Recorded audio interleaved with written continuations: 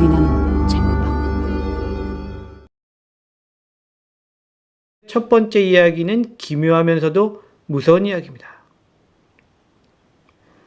혼자 배를 몰고 바다로 나갔던 서구는 폭풍우에 휘말렸습니다. 날이 흐리고 비 예보가 있어 다른 배들은 모두 출항을 안 했지만 돈이 궁했던 석호는 출항을 감행했습니다. 위험을 무릅쓰고 가족을 위해서 물고기를 잡으려고 했었던 것이죠.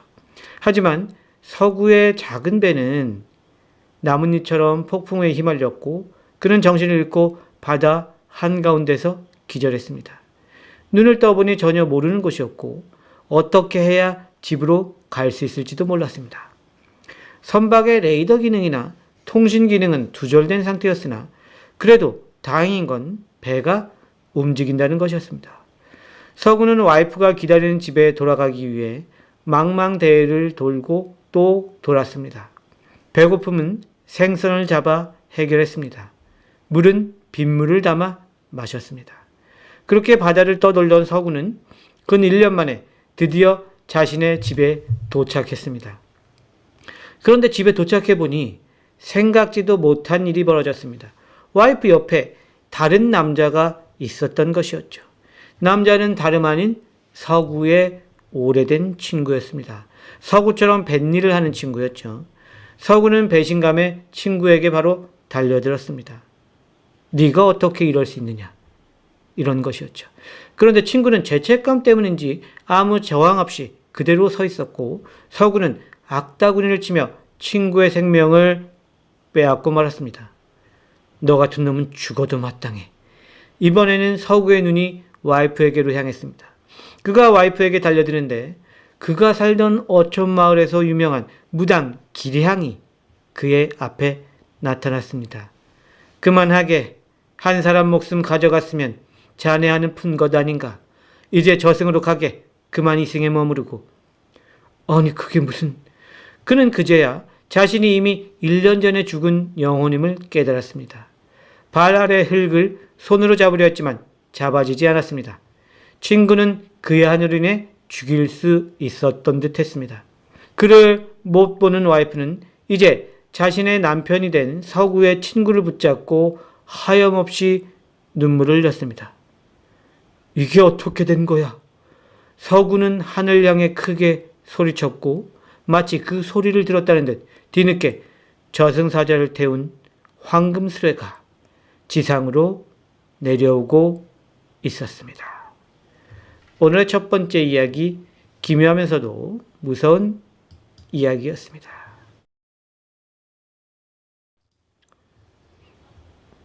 오늘의 두 번째 이야기입니다. 기묘하면서도 무서운 이야기입니다.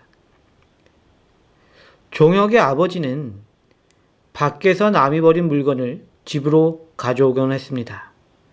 종혁은 이제 집안 살림도 괜찮으니 물건을 갖고 싶으면 자신에게 얘기해달라고 말했지만 여든이 넘은 아버지는 말을 듣지 않으셨습니다.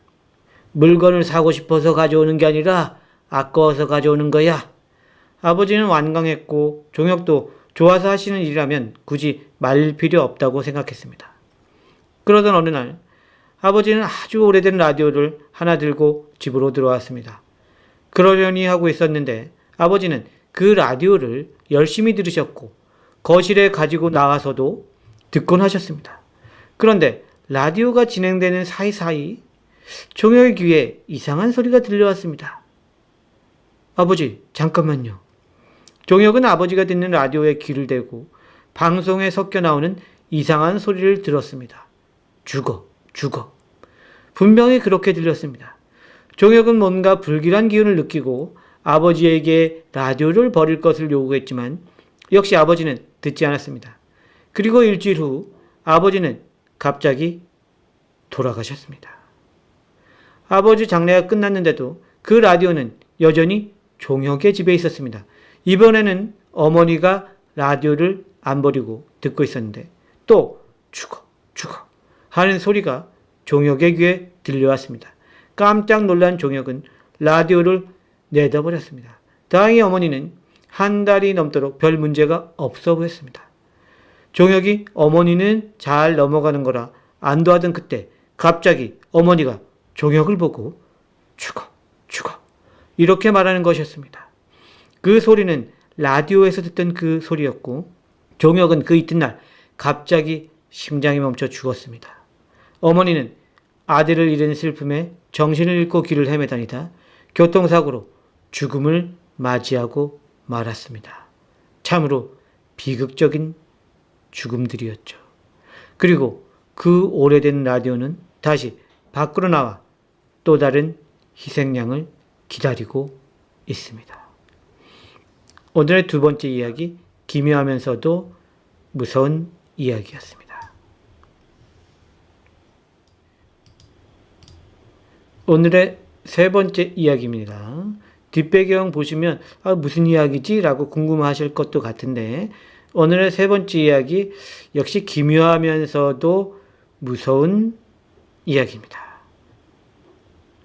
한의사 준석은 침을 잘 놓기로 유명했습니다. 그의 실력이 워낙 출중해서 병자들이 그의 한의원 앞에 매일 줄을 섰습니다. 하하, 이렇게만 하면 금방 부자가 되겠다. 사실 준석의 놀라운 침술에는 큰 비밀이 하나 있었습니다. 그는 환자들의 귀혈을 열어 그 안에 귀신을 넣어 귀신이 병을 고치고 빠져나가게 하는 신비한 기술이 있었습니다.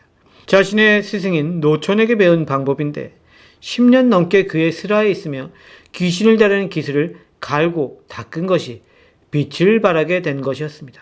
스승은 늘 그에게 이렇게 이야기하곤 했습니다. 귀를 불러 병을 고칠 때는 늘 정갈한 마음으로 사람을 살린다는 마음만으로 임해야 할 것이다. 거기에 사리사욕이 끼면 네가 위험해질 수도 있다. 귀란 귀신을 말하는 것이었죠. 준석은 초반에는 돌아가신 스승의 말을 마음속에 새겨가며 환자를 돌봤지만 점점 유명세가 커지고 돈이 벌리자 욕심이 생겼습니다. 그래, 더 유명해지자.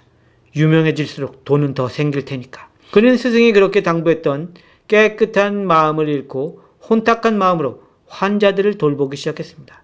그래도 여전히 환자들은 몰려왔고 그는 일손이 부족해지자 부르지 말아야 할 잡기까지 불러 사람들의 병을 고쳤습니다.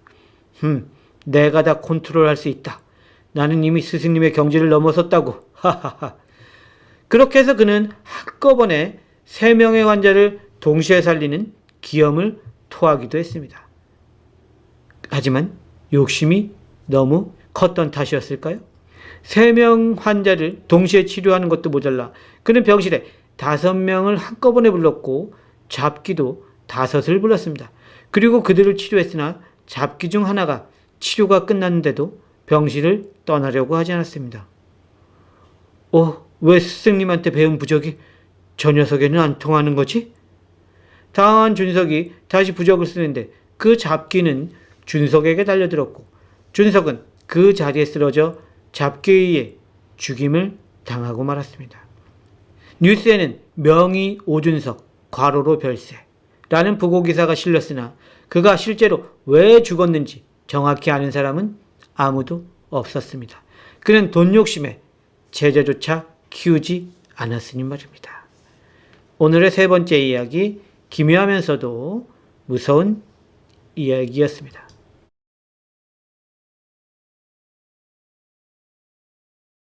다음 이야기는 조선시대를 배경으로 한 이야기입니다.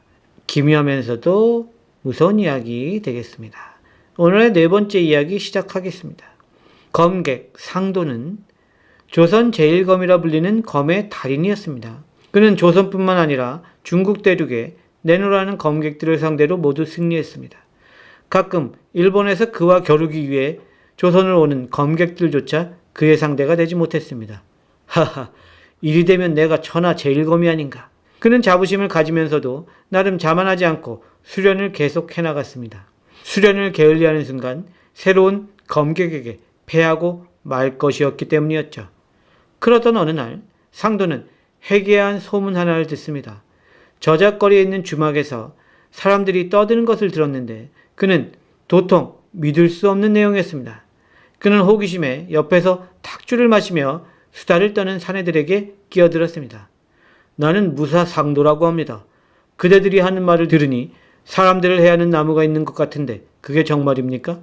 상도의 소문을 익히 하는 사람들은 상도에게 고개를 조아린 후 상황을 자세히 설명했습니다.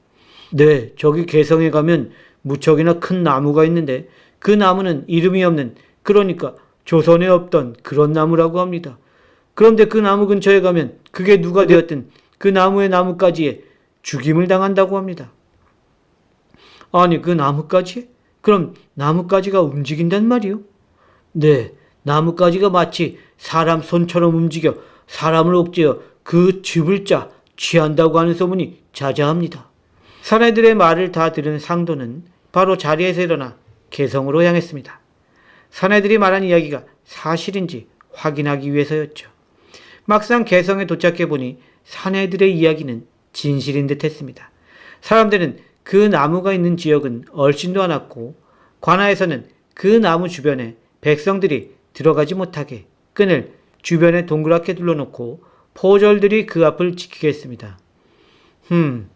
아무래도 밤 시간에 다시 와야겠구나. 상도는 자신이 검으로 그 나무를 처단해야겠다고 생각했습니다. 그리고 포졸들이 더 이상 없는 시간을 골라 그 나무로 다시 왔습니다.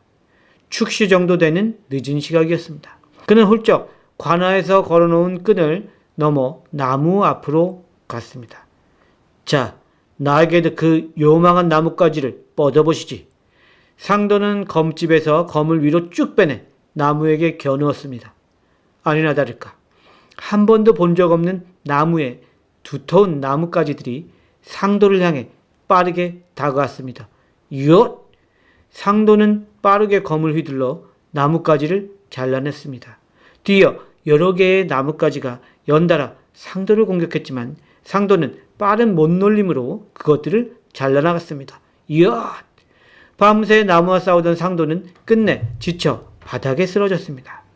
상도가 자리에서 일어난 건 포졸들 때문이었습니다. 이보시오, 정신 차리시오. 대체 이게 무슨... 포졸들은 바닥에 쓰러져 있는 검객 상도를 애처롭게 바라봤습니다. 상도는 그들이 왜 자신을 그렇게 쳐다보는지 눈치 못 챘다가 갑자기 온몸을 자극하는 고통에 몸부림을 치며 자신의 상황을 파악했습니다. 놀랍게도 그의 팔 2개가 몸에서 떨어져 바닥에 여러 조각으로 널브러져 있었던 것이었습니다. 끄악! 상도는 고통과 충격에 비명을 질렀지만 이미 돌이킬 수 없었습니다. 내가 밤새 잘라낸 건 나뭇가지가 아니라 내 팔이었단 말인가. 상도는 멀쩡한 나무를 올려다보며 그제야 자신의 상황을 깨달았지만 이미 그는 검을 들 수 없는 몸이 되고 말았습니다. 상도가 그 나무에게 당하고 만 것이었죠. 오늘의 4번째 이야기, 기묘하면서도 무서운 이야기였습니다. 오늘의 5번째 이야기는 기묘한 이야기입니다. 고양이와 관련된 기묘한 이야기입니다. 영민이 사는 동네에는 아주 오래된 공원이 하나 있습니다. 그 공원 중앙에는 그 공원만큼이나 오래된 고양이 동상이 하나 있었는데 최근 들어 영민의 귀에 이상한 소문이 들려왔습니다. 밤만 되면 그 동상이 실제로 움직인다는 소문이었습니다. 야, 밤만 되면 공원에 있는 그 동상이 실제로 움직인다는 거야. 야옹하면서 울기도 하고. 늘 그런 미스테리하고 기이한 사건에 관심이 많은 친구 진호가 말하자 영민은 피식 웃어버렸습니다. 야, 이제 대학생이나 돼서 아직도 그런 거에 관심을 쏟냐. 그럴 시간 있으면 공부나 해. 쓸데없는 일에 신경 쓰지 말고. 참네, 진짜라니까. 철규도 봤고 재준이도 고양이 소리 들었다니까. 철규, 재준이도? 진호가 평소 불가사의한 일에 관심이 없었던 철규, 재준이까지 언급하자 영민의 마음이 살짝 변했습니다. 그 녀석들도 보고 들었다면 이상하긴 한 건가? 그렇다니까 그러네. 우리 오늘 밤에 한번 공원 가볼까? 진호의 제안에 영민은 고민 끝에 한밤중에 공원을 방문하기로 결심했습니다. 그날 밤 영민은 진호와 함께 동네 공원을 찾았습니다. 날까지 흐려서 분위기가 으스스했습니다. 괜히 왔나 하는 생각까지 들었지만 이미 내친 김이었죠. 영민은 겁을 안 먹은 척 먼저 앞장서서 고양이 동상까지 걸어갔습니다. 봐, 뭐가 움직여? 철규 재준이도 실망인데 그런 헛소문을 퍼뜨리다니? 막상 고양이 동상 앞에 와보니 영민의 긴장감이 풀어졌습니다. 아무 일도 일어나지 않았기 때문이었죠. 같이 온 진호는 한편으로는 안심이 되고 또 한편으로는 맥이 빠지는 듯한 얼굴이었습니다. 그러게, 나는 고양이가 움직이면 먹이라도 주려고 이렇게 생선 토막까지 챙겨왔는데. 진호는 랩에 꽁꽁 싸매서 가져온 생선 토막을 툭 하고 고양이 상 앞에 던졌습니다. 하하, 진호 너 무서워서 그거 가져온 거지? 혹시 고양이가 쫓아오면 던져주고 도망치려고. 영민은 시원하게 웃고는 돌아섰습니다. 역시 소문은 소문이라니까. 진호도 돌아섰다가 아쉬운 듯 뒤를 돌아보았습니다. 그리고 무언가를 발견한 듯 영민의 팔을 잡았습니다. 영민아, 저거 봐봐, 저거. 뭐? 영민이 돌아봤지만 뭔가 달라진 건 전혀 보이지 않았습니다. 뭐야, 고양이는 여전히 그대로구만. 그게 아니고 내가 준 생선이 없어졌잖아. 뭐라고? 영민이 고양이 동상 가까이로 가 생선을 확인했지만 진호 말 그대로였어요. 진호가 던진 생선 전체가 없어진 게 아니라 그것도 정말 고양이가 먹은 것처럼 뼈만 고스란히 고양이 동상 앞에 놓여 있었습니다. 뭐지? 다른 동물이 벌써 먹어치웠나? 영민은 혼란스러운 마음을 진정시키려고 다른 상황을 떠올렸습니다. 반면 진호는 겁이 나는지 영민의 팔을 잡아 끌었습니다. 야, 우리 그만 돌아가자. 나 무서워. 그래. 영민도 무섭기는 마찬가지였습니다. 영민은 진호와 함께 돌아서 걸었습니다.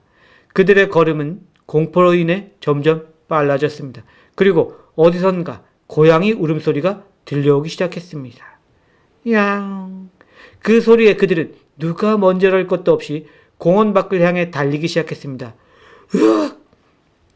절로 두 사람의 입에서 비명이 터져나왔습니다. 두 사람은 무사히 집까지 돌아가긴 했으나 그날 이후로 공원에는 다시는 가지 않았습니다. 그리고 그 소문을 절대적으로 믿게 되었습니다. 밤만 되면 고양이 동상이 공원을 돌아다닌다. 민영과 진호는 철규, 재준처럼 그렇게 말하고 다녔습니다. 오늘의 마지막 이야기, 기묘한 이야기였습니다. 자, 이렇게 해서 오늘의 또 마지막 이야기까지 진행을 해봤고요. 네. 화요일에는 여러분들이 기다리시는 탐정 안강산이 나가니까요. 화요일 오전 10시 45분에 시간이 되시는 분들은 탐정 안강산 시청해 주시면 대단히 감사하겠습니다. 네. 그리고 그 다음 주에는 반인 반기 기업도 나가고 재밌는 작품들이 여러분들을 찾아갈 것 같습니다. 소리나는 책방 라이브 참여해 주신 모든 분들 감사 말씀드리고요. 지금까지 소리나는 책방 메인 작가 배작가였습니다. 바이바이.